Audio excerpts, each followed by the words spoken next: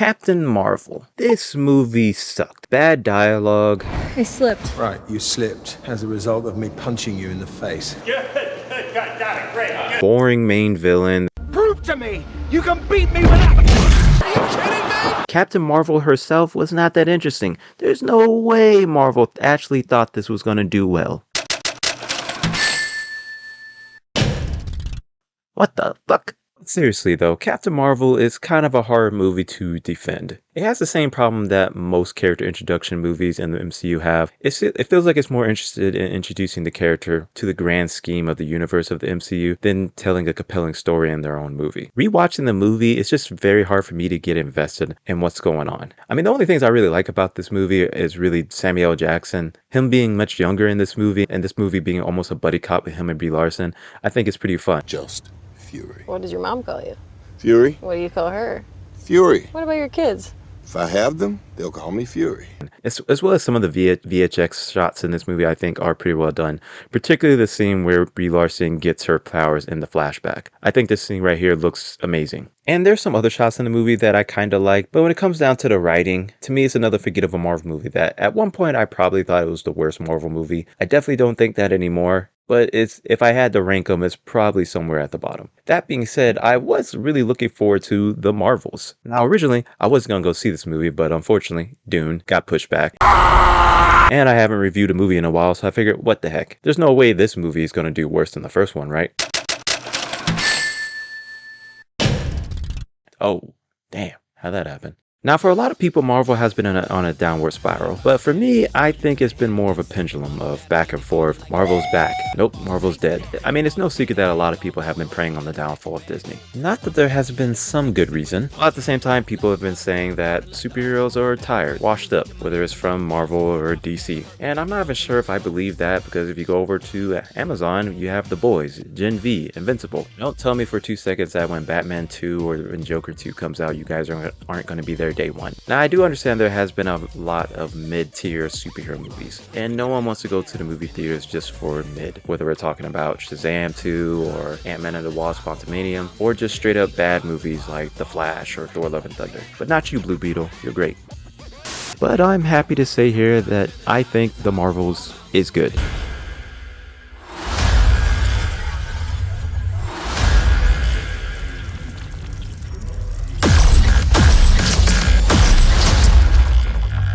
This film is directed by Nia DaCosta, who outside of short films only directed 2 feature-length films before this. A film called Little Woods that I have not seen, but I did see her remake of Candyman, which I really enjoyed, and I was looking forward to seeing her directing style in this movie. And I was also looking forward to see how our 3 leads will interact with one another. We're a team. Oh, no, we're not a team. We're not a team. Now, one discourse that was going around before this movie came out is people were complaining that you had to see 2 TV shows and a movie to understand what was going on in this movie. And no, you don't have to see WandaVision or Miss Marvel or even Captain Marvel to understand what's going on or the characters in this movie. You can absorb light. I can see it. And Kamala. Who's Kamala? Hi. She can turn light into physical matter. Now, I do understand after who knows how many post-credit scenes over the decade of the MCU, we have been pretty much conditioned to think that every single superhero show or movie is supposed to lead on to the next project in the grand scheme of the universe. What is happening to me? But really for me, I don't go into these movies hoping to check every single box and see how they fit in the next overall story of the MCU. I just want a good superhero story. And really, looking back in the Infinity Saga, not every single movie mattered in the grand scheme of things. Tell me, did you really need to see the Ant-Man movies to enjoy an Endgame? No. Did the events of Guardians of the Galaxy 2 matter in defeating Thanos? No. What happened in the first Doctor Strange movie? Please tell me. And I'm sure we all know someone who went to go see the Avengers or Endgame or Infinity War that didn't go see every single other Marvel project out there. Now, before I get into the movie itself, I did want to talk about individually the characters and the actors and how I feel about them. First off, Monica Rambeau, played by Tatiana Paris. Now, I'm not super familiar with her character in the comics. She showed up before I really started getting into comics. But her introduction, or should I say reintroduction, in WandaVision, I thought was a great part of that show. God, just talking about WandaVision makes me want to rewatch that show again. Then we have Kamala Khan, played by Iman Vellani. Now, when it comes to Kamala Khan, aka Miss Marvel, I did read her comics back when they first came out in 2014. I'm always interested in new comic book characters showing up because I always wonder how their lasting appeal would be. Though I didn't stick with reading her comics because I don't really feel like they were for me, but I was glad a new character was introduced into the Marvel Universe. As far as the Miss Marvel TV show goes, I really enjoyed it. At least the first 4 episodes I did. I never actually finished watching the show, as once the villain showed up, I kind of lost interest. That being said, Kamala Khan herself was not the reason. Iman has such a infectious quality to her that you can't help but love her. Watching her feels like she just won the golden ticket to Willy Wonka's chocolate factory, but she doesn't even care about the chocolate, she's just happy to be here.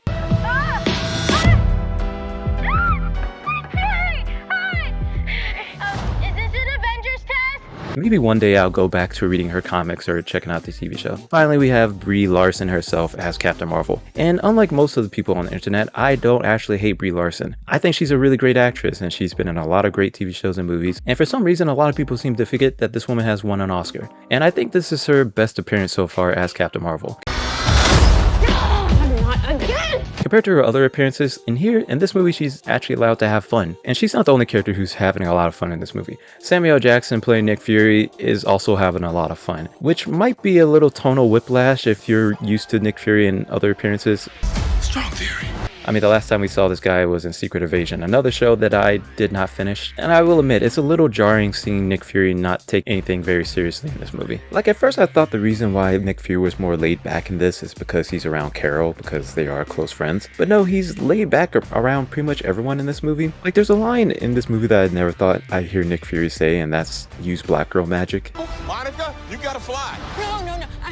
Black girl magic. That being said, as someone who did not finish Secret Invasion, I did have a good time seeing Nick Fury join in on the action, considering the last time I saw him do anything remotely cool was in Winter Soldier. And I can easily see the tone of this movie turning off a lot of people. Because just like other superhero movies, this movie has a very end-of-the-world style plot, while also having a lot of really goofy comic book elements in it. Like, for example, the crux of the movie is the fact that the 3 characters are entangled. Anytime the characters use their powers at the same time, they end up switching places with each other. And in the beginning of the movie, we get a really awesome fight scene, in my opinion, where the 3 characters are switching constantly and using their powers. And this could be very confusing. The way the movie is edited is very fast-paced, but I also think it's supposed to be. In this very first fight scene, there's a lot of cuts between the 3 characters, and it is confusing because the characters are also confused. They're confused and don't know what's going on, so we're confused about what's going on. And it's not until later in the movie that we find out why and how the characters are switching when they use their powers. At first, you might be thinking that they switch anytime they're using their powers, but no, it's only when 2 characters are using their powers at the same time. But again, the way the movie is edited, we mostly only see one of the Marvels on the screen at once. It's not until later on where we see all 3 of the characters on the screen at the same time that we finally understand why they're switching places. And this also kind of adds to the drama of the movie as well, because we have these 3 characters who are kind of forced to work with one another. You have Monica, who hasn't seen Carol in decades, since she was a kid. Hi. You have Carol, who she's just literally a cat lady. And then you have Kamala Khan, who's just a fangirl of Captain Marvel. Can I be your sidekick? And I thought this was an interesting dynamic between these 3, because you have Monica, who used to be that Captain Marvel fangirl. Now she's seeing Kamala be that new Captain Marvel fangirl. And I do wish there was more tension between these 3 characters. And I'm just gonna say it, I kind of wish this movie was a little bit longer. Of all the Marvel movies that should have been shortened, I don't think it was this movie.